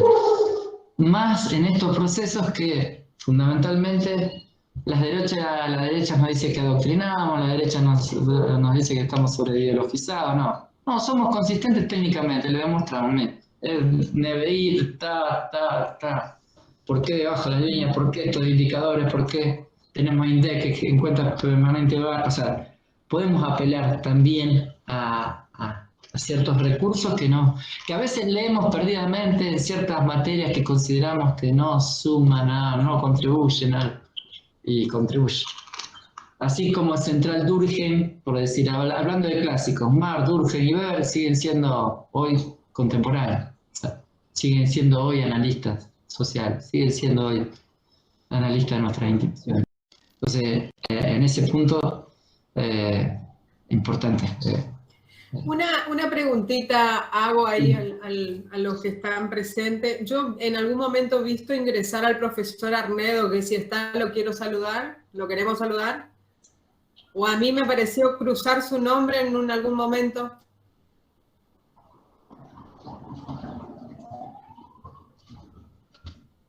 ¿No? No, parece.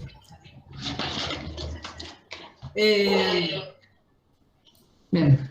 Porque vos lo conocés, José, a Juan Arnedo, que muchos años participó con vos en los espacios. Ahí, en los espacios de... Yo soy, profe. Jorge. ¿Sí? Juan, sí. No, sí, en este momento el profe me estaba me está llamando por un tema de práctica, pero le digo que ingrese. Bueno. Justamente estamos con... Sí, para saludarlo, porque con José ha participado parte de muchas actividades de las FAUAT, de las FAC. Ahí hablo con él y le digo que ingrese. Ahora es la potencia feminista y nos tuvimos que correr. Ya es fundamental. Ya ahora. Fíjense, otra cuestión que Faleiro plantea como una de las cuestiones centrales, algunos de los momentos, bueno, que ya hace 30, 40 años también, bueno, cómo opera la condición feminista, mujeres trabajando con mujeres, mayormente, no necesariamente, bueno, también, ¿qué pasa que no? Bueno, que se juega ahí con la condición masculina, la asistencia, sería interesante. Tienes múltiples, pero fundamentalmente esto, si hablábamos de reconocimiento, bueno, la potencia feminista hace que nuestras profesiones tengan en cuenta que en una parte de la pandemia fueron consideradas profesiones esenciales y la condición feminista y femenina y las economías políticas del cuidado ya tienen un reconocimiento ganado también. Entonces, en ese punto, también hace a salir del concepto auxiliar para ubicarnos en un concepto matricial, en un concepto interdisciplinario de cooperación, cooperación, yo creo que hay tres conceptos que son clásicos en cualquier lugar de trabajo: conflicto, cooperación y negociación. Ahí nosotros ahí tenemos un texto también de todo lo que fue un documento que los estamos analizando de a poco, como podemos, porque viste que la vuelta a la normalidad, la presencialidad también nos convocó de una manera muy distinta. Volver a las aulas fue un espacio también de recuperarnos, viste, en vivo. Sí. Entonces estamos con María del Carmen y con todos los chicos, estamos intentando nuevas lecturas, ¿no? Este año incorporamos, bueno, lo tuyo, que ya está hace 2 años, creo. Y estamos incorporando la lectura de Saúl Sarx para entender un poco el análisis de las prácticas.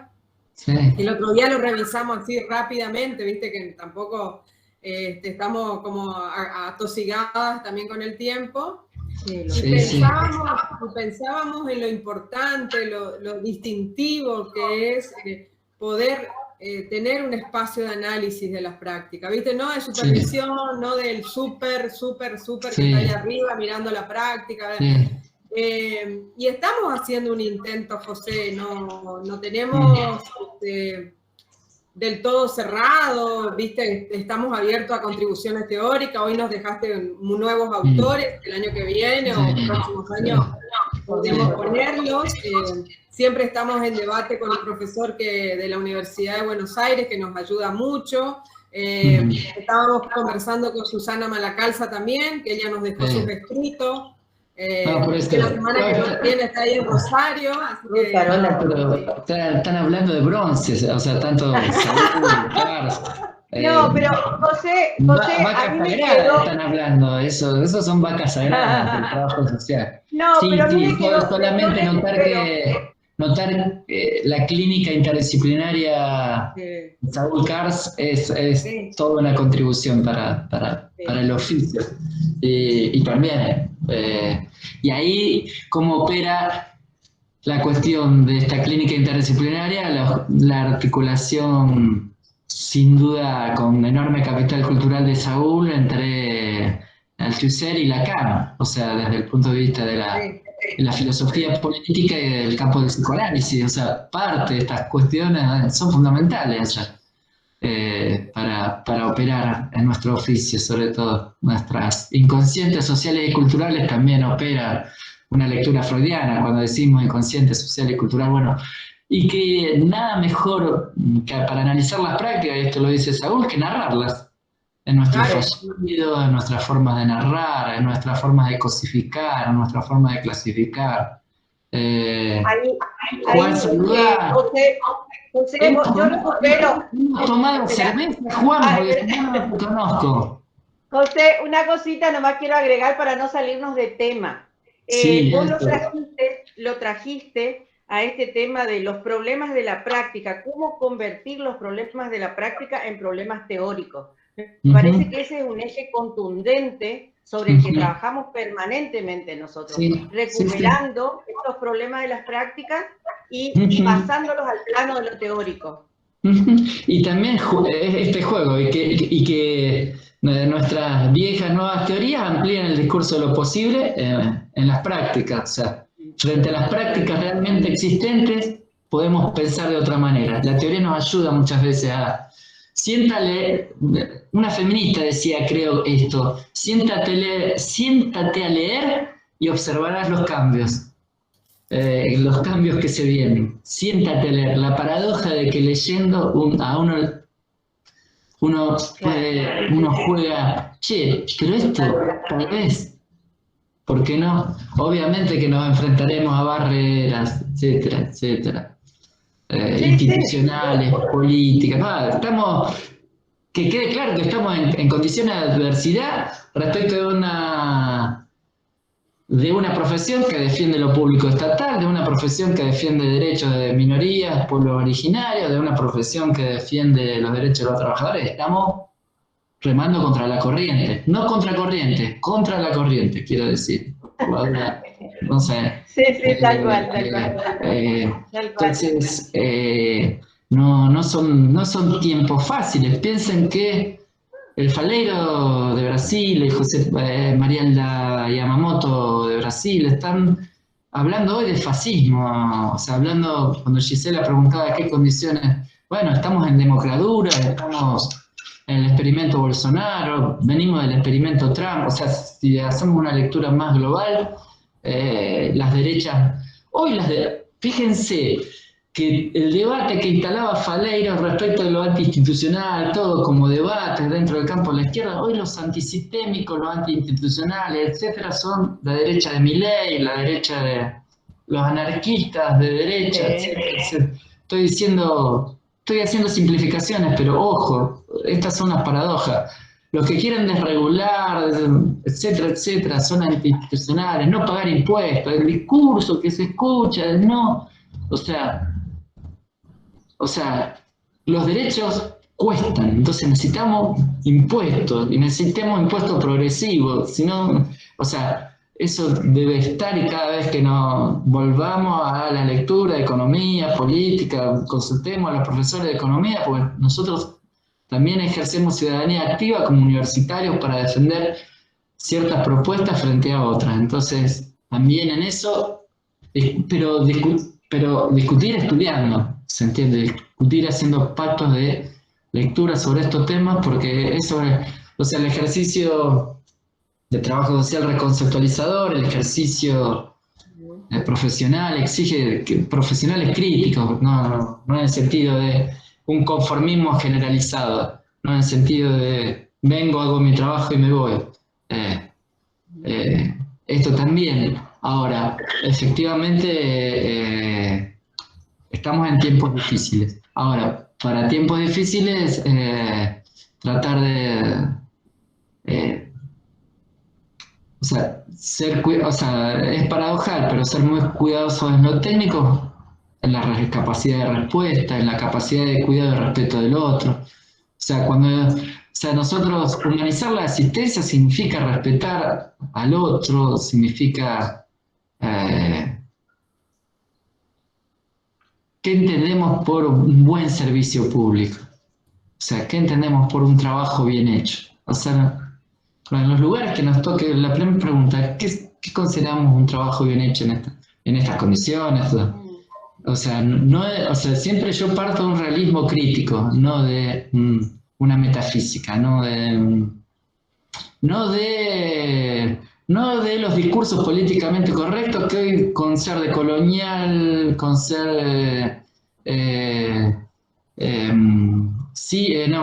con ser, porque podemos ser decoloniales, feministas, etcétera, etcétera, y seguimos siendo clasistas. O sea, bueno, no sé. O sea, a veces se bajan modas conceptuales, pero que ya estaban hace 50 años, éramos decoloniales hace 50 años, o sea, hay varias olas del feminismo en trabajo social si leemos en detalle, hay varias olas de coloniales en trabajo social si leemos en detalle. En eso historizar, justamente el ejercicio de historizar a Marilda, a Margarita Rosa Pagazza, o sea, otra que deberíamos... Margarita Rosas Pagazza, volver sobre el CELAT, capaz algún en algún momento puede volver con el Fede Guzmán o algunos compañeros o compañeras que vienen trabajando el tema. Pero el CELAC fue central en los 80 en América Latina, o sea, fue un espacio de vinculación donde tuvimos, o sea, las generaciones anteriores a las nuestras, pero no mucho, pero estuvieron peruanos, brasileros, uruguayos. Ese espacio a veces lo produjo en los 90 la Universidad Brasilera, pero a veces ciertos doctorados con más o menos perfil latinoamericanista lo convocan, pero hay mucho por construir. Más que en nuestra región estamos frente a la paradoja de gobiernos democráticos populares en Bolivia, en Perú, etcétera, pero asediados y bloqueados permanentemente por los medios comunicados concentrados. Aquí estoy generalizando, pero permanentemente haciendo remar contra la corriente y bloqueando la posibilidad de gobernabilidad de otra forma, con otros modelos económicos y políticos. Bueno, lo que estamos pensando. Totalmente.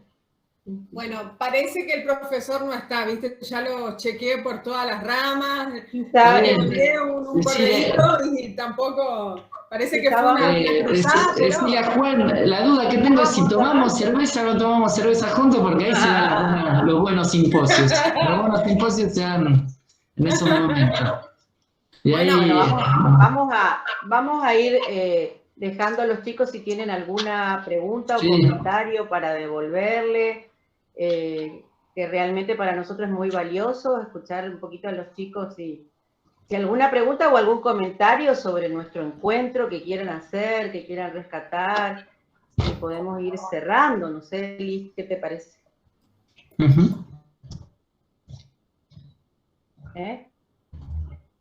No sé, José, ¿cómo estás con el tiempo vos? Bueno, de verdad que tomamos la cerveza.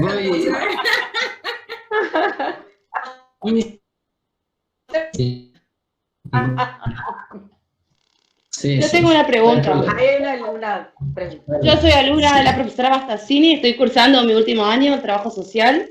Ya estoy ahí, al borde del no sé si llegar al final o no sé si me estoy pasando para este lado, pero tengo una pregunta acerca del reconocimiento que tienen las instituciones en el poder público. Sí.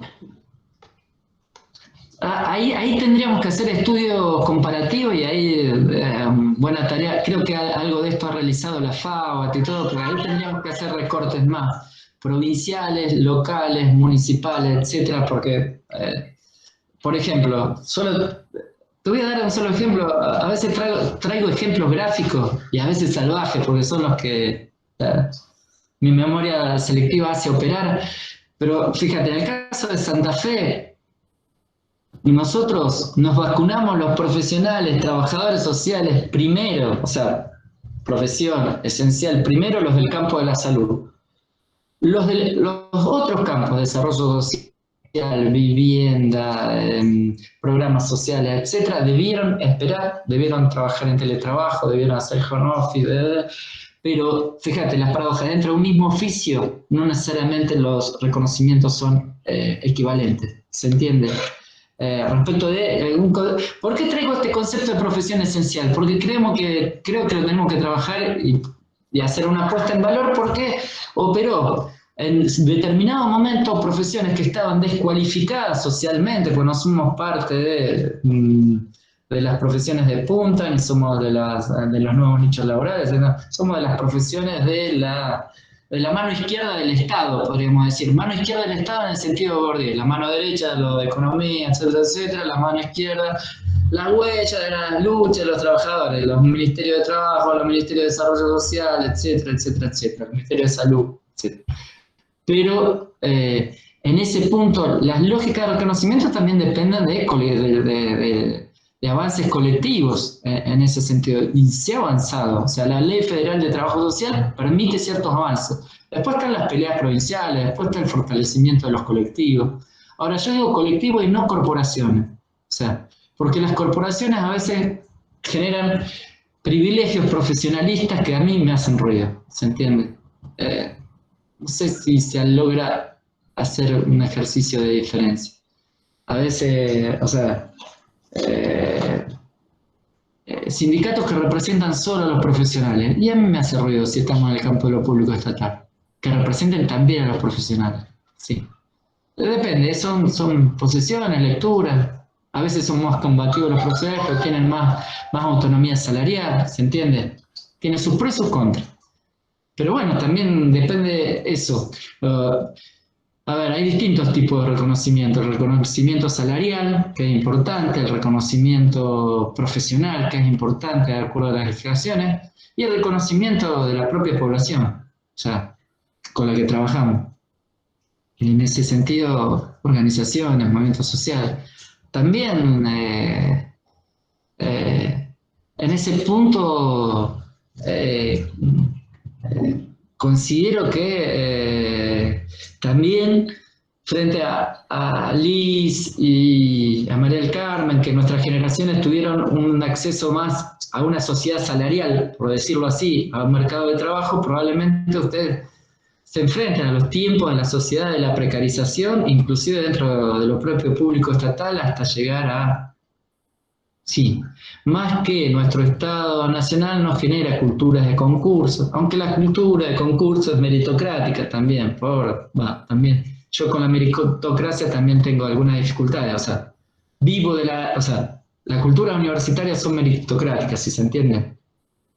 Ahora, los concursos también parten de esquemas de desigualdad de oportunidades, de un capital cultural, capital social, capital económico. ¿Está? Entonces, eso. Ahora, yo termino saliendo para otros lugares, pero me parece que... No, súper entendible. Todo lo que estás hablando acá lo hemos conversado en algún momento, sí. Así que me quedo bien tranquila. Lo que yo también hacía una reflexión con los chicos, la otra vez charlábamos, y veíamos, viste, que nos falta un poco de anudar la tarea profesional, la práctica, con movimientos sociales. Nosotros estamos muy pobres en ese sentido. No.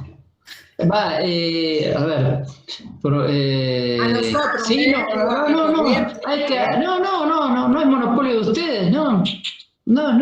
Hay que seguir construyendo cuestiones artesanales, creo que encuentro, los espacios públicos de encuentro, o sea, nuestros institutos, nuestras universidades, pueden ser lugares, porque por arriba nos encontramos y nos cuesta por abajo. Eso es, esa construcción sigue teniendo, es muy complejo. Por ejemplo, no es que yo apoye, por ejemplo, apoyo la economía popular. Tengo vínculos con algunas de las organizaciones, con Movimiento Evita, en Rosario con Ciudad Futura, con la Liga de, con distintas organizaciones y movimientos. Pero igual, en el día a día, la dinámica institucional de cada espacio te lleva al día, la urgencia, entonces, ¿cómo encontrar fórmulas? Hay un compañero, una compañera que trabaja con Anita Aria, que trabaja también con la compañera de las prácticas de la UBA, todo, que está trabajando fuerte con economía y organizaciones sociales. No me sale el nombre del compañero. Pero creo que te digo cuál. Javier Brancoli. Exactamente, hincha de San Lorenzo. Sí. Hincha de San Lorenzo. Javier me parece que puede tener muchas más respuestas o entretejer algunas contribuciones para ese tema, porque me parece que es un tema fuerte. Por ejemplo, no es que en todo yo esté de acuerdo, o sea, yo estoy de acuerdo en generar estabilidad de la economía popular, que es un concepto difícil por ahí de construir, pero pasa por fortalecer y no hacer un ruido sordo cuando vemos cómo están precarizadas está el salario social y complementario, que es todo un avance, pero con poco equipamiento e insumos para hacer buenos trabajos por parte de las organizaciones. Entonces, ¿cómo brindamos estatalidad?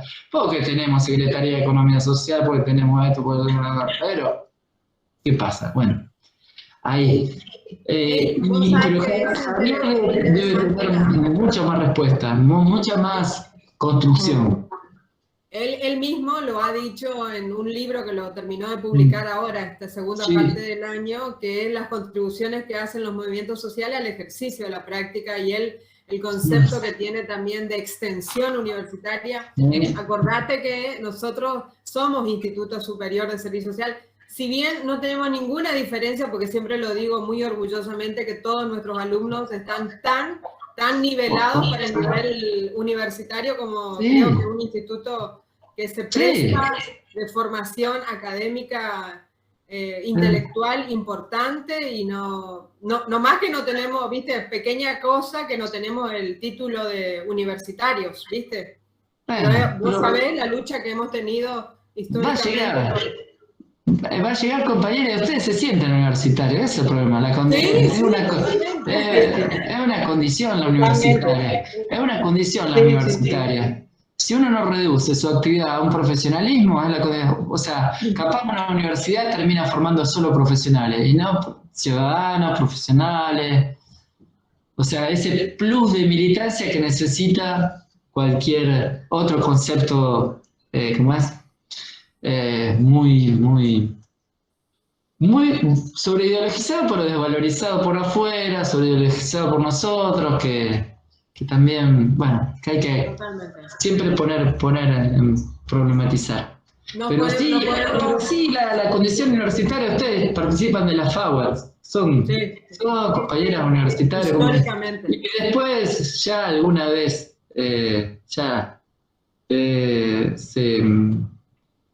se conectó el profesor Arnedo, avisan, así que No lo veo, pero bueno. Bien. Chicos, bueno, ¿hay alguna pregunta más para... ¿Alguna pregunta más? Eso. Si no tengo un break, voy a buscar una IPA artesanal, porque ya que estoy hablando tanto de artesanal, no voy a terminar en Quilmes. Te va motivando, digamos, te va motivando. Bueno, chicos, me gustaría también escucharlo a ustedes un poco. Sí. Un poco para que también José se lleve sus aportes, ¿no?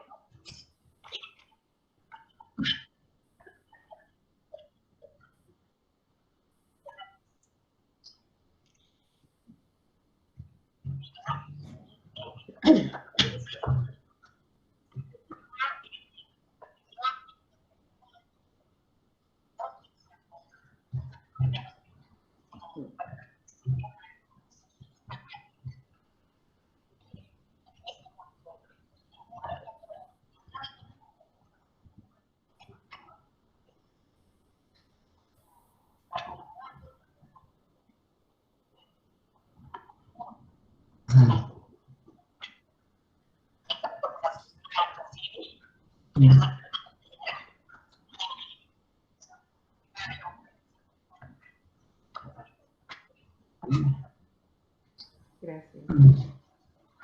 Bien. Felicitaciones,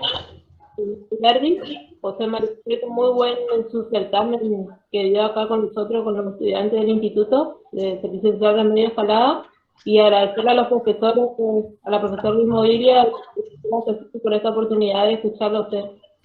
No, gracias a usted.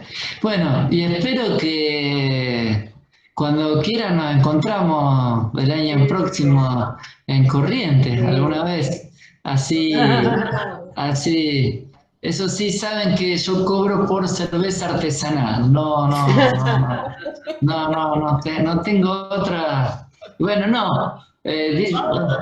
Pescado, después me interesa hacer en Corrientes cuestiones culinarias. En eso estaría muy contento de comer algún pescadito o algo. Alguno que otro. Eso sí, por lo menos eso está, la promesa está en ustedes. Cuando convoquen yo parto con tiempo y nos encontramos en una ronda. Y creo que voy a decir la misma cosa que dije hoy en un año, o sea, no sé en cuánto va a sumar. Así que bueno, Un gusto. No sé si sumé algo, sí, pero totalmente. Yo quería decir algo. El nivel de análisis es muy bueno. Me hice de cuenta que estaba leyendo el libro, pero en su forma de adaptación de información, y creo yo que nos sirve mucho a la hora de comprender de qué perspectiva se habla en la institución. Creo yo que nos dejó un buen análisis con un tipo de narración clara, facilitador para nosotros los trabajadores sociales, futuros trabajadores sociales, y ver y ir analizando en el nuevo paradigma de la reconceptualización. ¿Por qué? Porque nosotros trabajadores sociales, tanto objetivo subjetivamente, tenemos que trabajar con el sujeto ya desde una perspectiva más dinámica, creativa, compensor, facilitador, de lo como quieramos llamarle, pero seguir trabajando y seguir realimentándonos de información y buscar esa respuesta que nosotros tenemos que dar al sujeto. O sea, fue muy bueno, me encantó. Está, bueno, muchas gracias. Bueno, gracias, bueno, espero, bueno, sí, me quedé con, bueno, ya cuando vaya a Corrientes, primero van a hablar ustedes de Corrientes, de las políticas sociales de Corrientes, de las movidas que hay, de las organizaciones, porque me interesa mucho para entender. Ahí me apareció Juan, ¿o no? Juancito, ahí saludando, ya nos estamos yendo, Juan. Ya nos estamos yendo, sí. Y Juan vamos a hablar mal de Juan, a ver si aparece. Capaz que sí, porque ahí ya saludó, capaz que se estás muteado, Juan. Yo no te tengo muteado, pero trata de desmutearte y... No, hay que urgente en el barrio de Juan en la conexión. Es fundamental. No, me estaba diciendo que no puede conectarse, que le cuesta mucho. Está bien. Muchísimas gracias. Gracias a muchas gracias a usted. Bueno, por fin Liz, charlamos un rato, y María del Carmen también. Tanto que preparatoria, ¿viste? Ya me preparé. Ya estaba tomando el colectivo por lo menos 3 veces y no llegué. Pero bueno, soy muy falluto, ustedes saben, así que... No. Muchísimas gracias.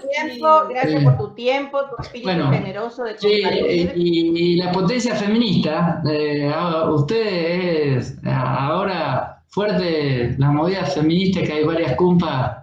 Sigan sumando, Liz, que esta movida está linda, hay muchas compañeras. ¿La Anita ya pasó por acá, Liz? No. Bueno, la voy a hinchar, yo creo que la veo en 2 semanas. Voy a hincharla, yo la hincho. Sí, la tenemos nosotros ahí. También con ella hicimos varias preparatorias, ¿vos sabés? Sí, no, le voy a decir. La gente de Corrientes te está reclamando, le voy a decir. No, Anita es un cuadro, Ana Aria es un cuadro que tiene el colectivo y la colectiva. Estoy construyendo. Muy interesante la propuesta de Ana. Porque justamente Anita en sus últimos trabajos hace toda una relectura crítica del concepto de las relaciones del triángulo del CELAC, instituciones, trabajo social, política social, y que está lindo. Va a tener otras lecturas que yo siempre... mucho más muy cabeza. Entonces yo la voy a agitar, no se preocupen. Va a terminar. Dale. Bueno, muchas gracias. Muy lindo el espacio. Muchas gracias a todo el equipo, tanto de los distintos turnos. Muchas gracias por estar, porque todos están haciendo un esfuerzo por salirnos de día, estar fuera de día, fuera de hora, para tener esta jornada, este encuentro que nos retroalimenta a todos. Así que muchísimas gracias. Gracias a ustedes. Nos vemos, Nos vemos, José. Nos vemos. Chao, Juancito. Chao. Me liberamos. Chao. ¿Puedo? Mañana nos vemos. Un abrazo. Mañana es feriado. ¿Mañana es feriado? ¿Por qué? Sí, mañana es feriado acá en Corrientes. Tenemos feriado mañana, sí. ¿Pero por qué? El día de todos los muertos, hoy de los muertos, sí, el día de los muertos. De los difuntos. Mirá vos, qué bien. Bien, bien. Otra cosa que hacemos, certificado de función. Bueno, para terminar negra el humor. Un abrazo, compañera. Nos vemos. Chao, chao. Bueno, chao, chao. Chao, José. Muchísimas gracias. Muchas gracias, muchas gracias. Bueno, están liberados, concluyendo nuestra jornada de trabajo. La verdad, muy bien, muy bien. Me parece que hemos aprovechado bastante. Y sí, bueno, aparte logramos la participación que tanto queríamos, así que bueno, sí. Me parece que interesantes las preguntas que quedaron por pensar, la problematización que propone José, así que bueno, después iremos comentando, ¿no? María, nos vemos. Bueno, listo. Cerramos nomás entonces. Ya liberamos a los chicos. Estamos liberados. Chau, chau.